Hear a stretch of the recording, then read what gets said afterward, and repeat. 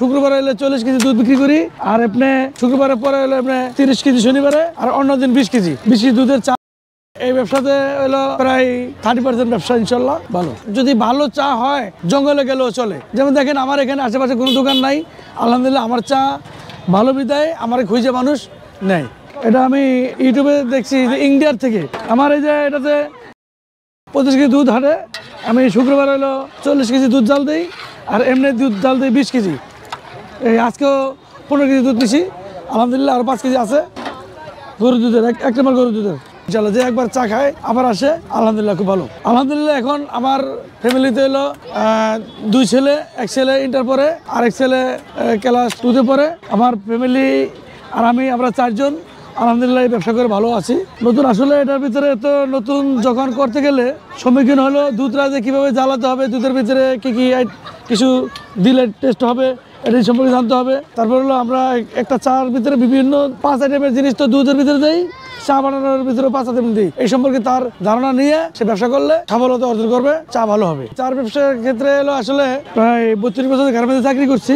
ব্যবসা করতে আইসা এই চার দোকান বাইছে নিছি আমি। তো আমি আগে চা বেচতাম এই প্লাস্টিকের কাপে চা বেচতাম। এই প্লাস্টিকের কাপটা হলো আসলে এটা খারাপ একটা জিনিস, এটা দিয়ে হলো ক্যান্সারের সম্ভাবনা বেশি।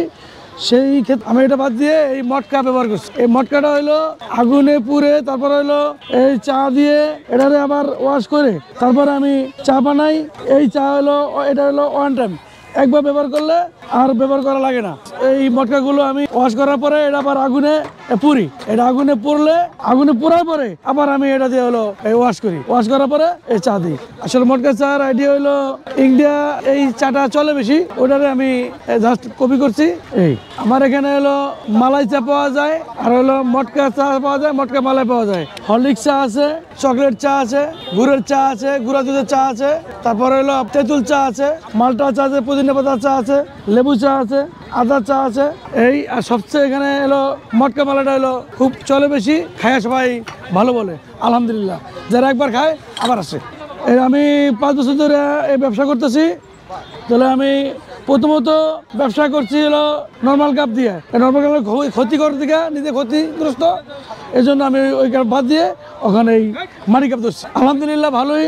আসলে এই যে এই প্লাস্টিকের কাপটা নেই, আমি যখন চা খাইছি নিজে তখন দেখছি এটা অনেক ক্ষতিকর মানবদের।